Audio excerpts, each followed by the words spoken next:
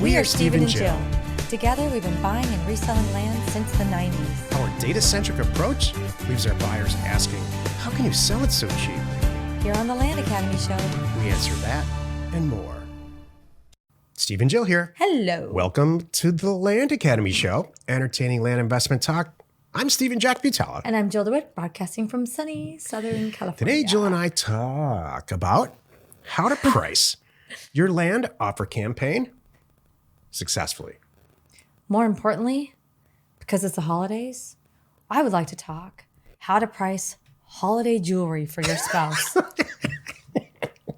This is a good question because I'm going back and forth on this. Way more important than this dumb land thing. You know what? I have a lot of questions about. I'm so glad you brought this up. Seriously, Jill and I keep these pre-topic discussions from each other, so we try to keep it real. Yes. Oh, So it's real. We can tell. You have a lot of people in our group they had a pretty good year, and they have spouses. Like, is it expected? I've always wondered this. Like, if you spend $50,000 on jewelry, is that okay? If you spend $500, is that okay? If you spend $2,200, assuming that everybody in this group is going to get a reasonably good deal and not go into a mall and pay retail. Okay. Number one, it should be relative to your situation. Please don't spend $50,000 on something to try to impress somebody and get them a Rolex, because that's just dumb. There are a lot of nice watches out there you can get for a couple $1,000 if that's your game. A couple $1,000. She says a couple $1,000. Now we're getting somewhere. That's actually what I prefer. I wouldn't wear a Rolex if you gave me one, and I know you wouldn't either. We've had this discussion, so that's too much. $500 in Sears, not a fan. Even though you got a really good deal and it was 90% off, I don't know. This is a moving target land minefield. You have no idea how hard this is for men. Seriously. You have no idea what to do. Do you know your woman? You should know your woman. How's that? Let's start with that. No, I don't. Oh. I don't know my woman, and I've been with her for quite some time. And that's the truth. You could ask your woman. I have to say, you're like really easy to buy. You're very appreciative no matter what. Yeah. You find some slot for it in your head. Right. Well, I like to think that we talk about it and I leave clues. Well, not clues. I try to make it hit you in the face because every woman knows that if you leave clues around, they're not going to see them. Yeah. It doesn't matter. It could be taped on their side of the mirror. They're not going to see it. It's absolutely true. Yeah, with a circle and an arrow pointing to it, it still might get missed. I guess just ask. That's all. Just ask. That's what I think. Ask. I mean, unless you're really young and still you haven't accepted reality yet, and you actually believe the person that you're with is going to buy you something that you want, and you still think that other person can read your mind, then this isn't the show for you. But anyway. By the way, it goes both ways. I want to say, I even ask you. I flat out say, what do you want for Christmas? Because you are the opposite. Like, if I overspend or something that you don't think is really necessary, you're not happy about that. Yeah, overspending really, that's actually makes me upset. I don't care what you buy me. I don't care anything about that at all. But overspending. You like bad. Useful things. Yeah. You don't want a bunch of stuff. I think $2,000 for jewelry is a lot, unless you're just financially done. Right. That's true. For a couple $100. Something really nice, some really nice diamond earrings. When in doubt, go very simple and basic, and you won't go wrong there. I don't know how this got into shopping by Jill, but I still think it's just a minefield. Oh. And every guy's shaking their head yes right now who's listening to this. Okay, I shouldn't say guy. Then let's move on. It's just everybody. Move on. Before we get into it, let's take a question posted by one of our members on the landinvestors.com online community. It's free. Josh asks, hi all. I wanted to get some opinions on a couple of things. I joined Land Academy a few years back and worked at it for almost 2 years. I completed almost 24 deals, but they were all the standard cheap desert properties. It doesn't seem like I was always breaking even on the deals since there wasn't much margin to begin with. Needless to say, I got burned out with that. Along with that, I haven't been able to do much with my land business for quite some time now with other things going on, job, etc. But I'm really looking to ramp things back up and get back into it. Currently, I have a .org as my domain, and I really feel like I should change this to a .com. Would anyone agree? Is it worth redoing my entire website, email, social media, etc., to make this change? Or should I just continue with what I currently have set up and move on? Just curious what your thoughts are. Also, with trying to gain some momentum on this, I only have a very small budget to get started, and I really don't want to chase the small, cheap desert properties like I did before. I don't want to get burned out on those again. I know there have been a lot of developments with Land Academy deal funding and such, which is awesome. So should I just focus on finding deals and partnering with someone on the financing portion of it? Or should I try to do some smaller deals to begin with and try to build some capital? Thoughts? I really want to get things going again with this business because I really see the value in it. I've proven to myself that it works, but I guess it can be a little overwhelming getting started again. I want to get off on the right foot. Any advice or suggestions would be greatly appreciated. How cool is this? This happens. This is very frequent in our groups. Life gets in the way. You know there's something there. And that's what's so funny. We have members that have been in our group just like you, Josh, for some time, and they left. And then 6 months, maybe even a year later, here they come again. Yep. And they're like, I know there's something. I know this is right. It wasn't the education. Yep. It wasn't this. It wasn't that. It was me. Had a job change or something, didn't have time. My life got in the way. Right. Something happened with my family. And it's never a bad thing because now they're inspired and fired up and determined. And they traditionally come in hot and kill it. So I would like to go through these questions, just briefly answer each one and tackle each one instead of as a whole. So I think you did a great job too, Josh, of explaining your backstory. Yeah. So that was awesome. So the first question I found is the .com, .org thing. I personally don't like .orgs. And I'll tell you, we did this too in the beginning. Landacademy.com was not free, but landacademy.org was. So people have been with us that long. Remember when we changed from landacademy.org to .com. It wasn't that hard and that wasn't big of a deal. And for us, it made more sense for this business model because I don't want them thinking that this education is nonprofit. And that's what people kept doing. Here's what we didn't change, our brand. Right. We just changed a .com to a .org. You don't want to go. It was still Land that. Academy. That's a big, huge. If you change the actual name and then slap a .com on it, you're going to change your whole brand and all that. Right. So that's going to be your call. If it's like more than 8 characters as a .org or a .com, I would consider making some changes. You really want the shortest .com you can get. Right. Hopefully 2 syllables. Hopefully it was like joshland.org. Yeah, like and now that. it can be joshland.com. Yeah, you might have to buy it. And you might have to spend some money to get it, whatever it is. I will tell you this really quickly, and I know Jill's trying to move through this. This whole notion of having the sell side website and all this other stuff is becoming less and less and less important for some reason. You do have to have a strong internet presence in social media and a strong presence when you send mail out so they can look you up and see you've got followers and you've got a website that doesn't have to be complicated at all. You don't have to sell anything on it. Right. It just has to be a reference. You need to look good on the internet when they look you up because they're going to spend 5 minutes doing it and that's it. Thank you. His other thing is, okay, do I start out with it? And you're not alone in that. A lot of people with the cheap desert properties, I don't want to chase those cheap, small desert properties like I did before and get burnt out. And I agree. I wouldn't want you doing that too. And one of the things that we are reminding again, last thing I want to do is nag. Those are just meant to be a reference in our program. We really don't want you to do that, but just giving you some examples Showing you of what's possible out there. I would rather you do these deals in, a whole different part of the country or state or region, something that you know better. A lot of people came in doing the desert properties based on what we knew, which great, we proved that. But you need to apply that to the area that you know and use it with your thoughts. And then I want you to come in and price them accordingly. What if you're doing it somewhere in Georgia where the best properties are buy for $10,000, sell for $30,000? You don't have that money, but you know that area so well, you know it's possible. I would rather you split your money, invest in that data, invest in those mailers, get those deals, and then do some deal funding. Couldn't have said it better myself. Thank you. Because you know those. By the way, we're not the only deal funders out there. There's tons and tons and tons of deal funders. Yep. Tons of people with money in our group, all over landinvestors.com or Land Tank or House Tank. I'm hearing every week on our Thursday member calls, by the way, that gosh, every time or someone puts a deal in Land Tank for funding, it's gobbled up so quick. Yeah. Yep, they are. So don't worry, Josh. There's people out there to help you with this, and you already have some experience coming in. I would feel good working with you. Land Tank is the first place I would put it.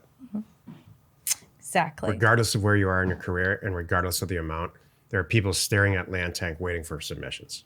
And it is a great way to build some capital. Instead of doing, buy for 1, sell for 5, buy for 10, sell for 30. Right. You're going to get there faster. And the last thing is, I think that's kind of covered it. Do you have any other suggestions or advice? What I would do is, you obviously know what you're doing, and you've cut your teeth. You've done 10 deals, like Jill always says. Get 10 deals under your belt. See if this is for you. You're past all that, and you're not. This isn't unusual, and it's not bad. You got some deal. You found out it was for you. You got some deals under your belt, and now you're trying to figure out what to specialize in.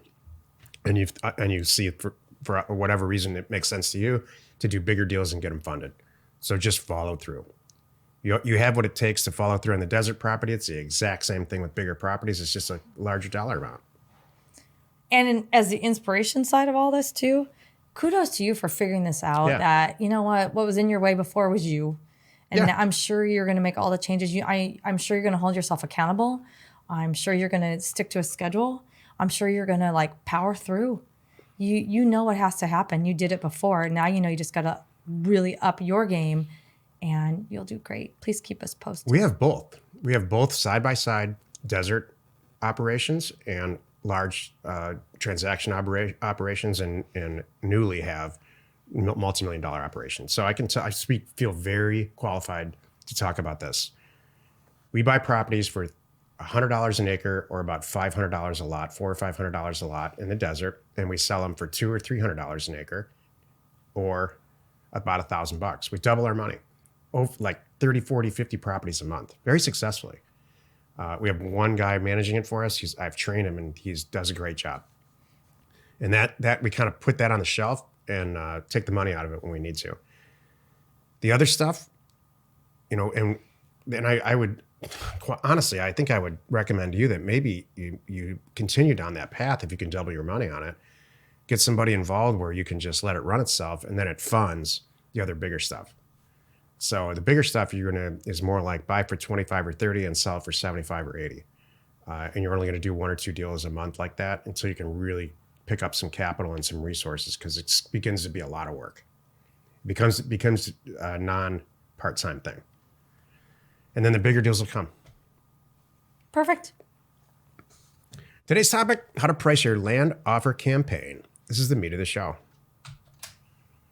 Yesterday, it was all about houses and how to price your campaign. Today, it's all about land. The two and the steps are very, very similar. What makes them not identical is the geography that you choose to send mail to. With houses, it's zip codes. With land, rural vacant land anyway, it's counties. And pricing. Those are the two different things. All the other steps are the same. So how do you pick a good county?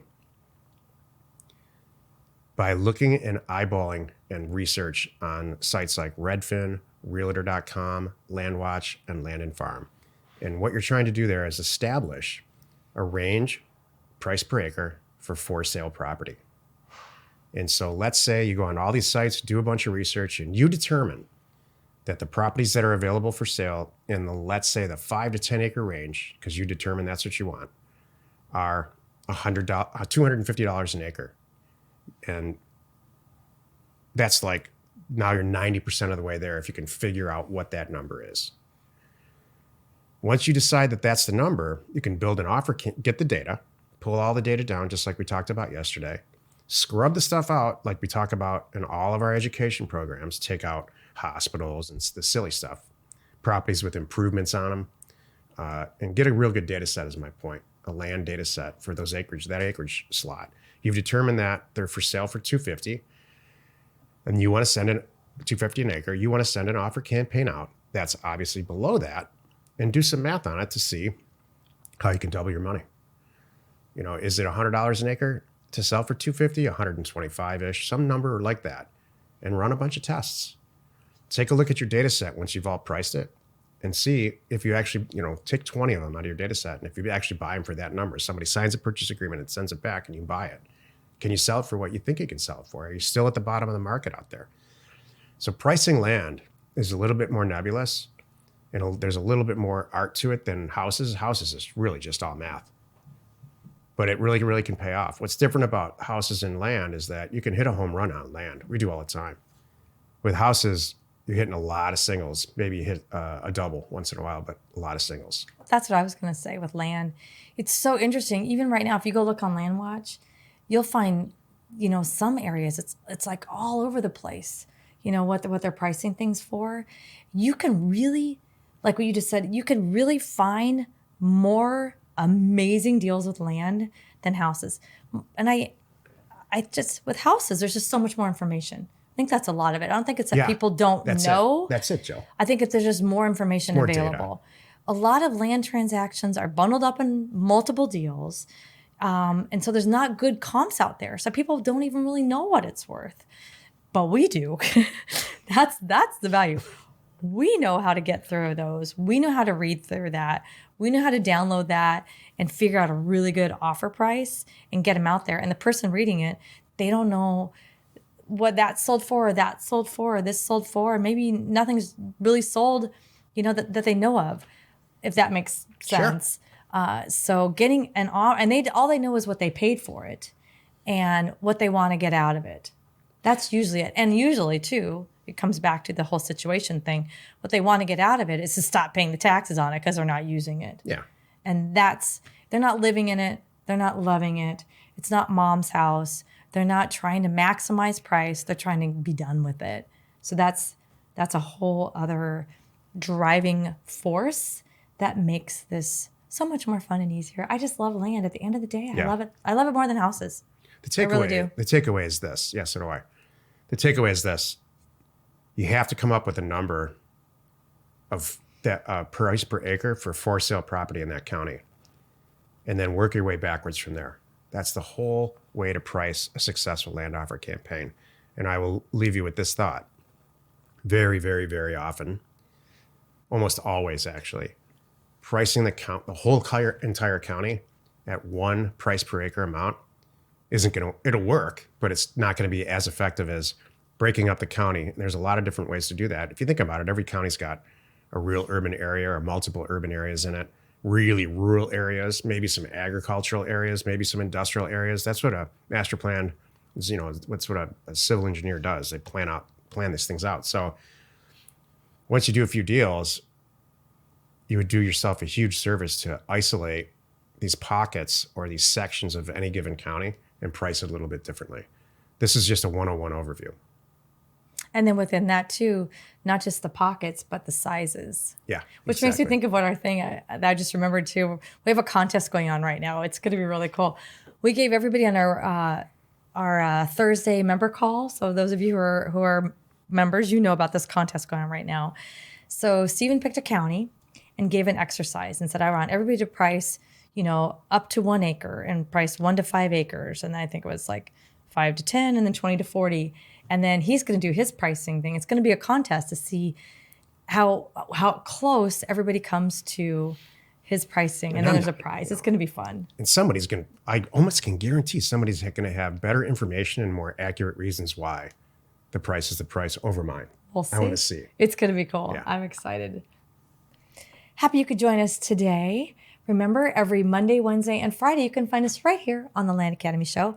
And on Tuesdays and Thursdays, don't worry, we're still here, but we're over on the House Academy Show. Next week, join us on the Land Academy Show on Monday for another interesting episode. You are not alone in your real estate ambition. Happy Friday. Happy Friday to you, Joe. Happy holidays. Thank you. I'm going to go shopping now.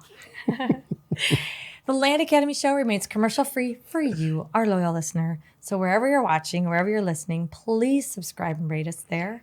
We are Steve and Jill. Information and inspiration to buy undervalued property.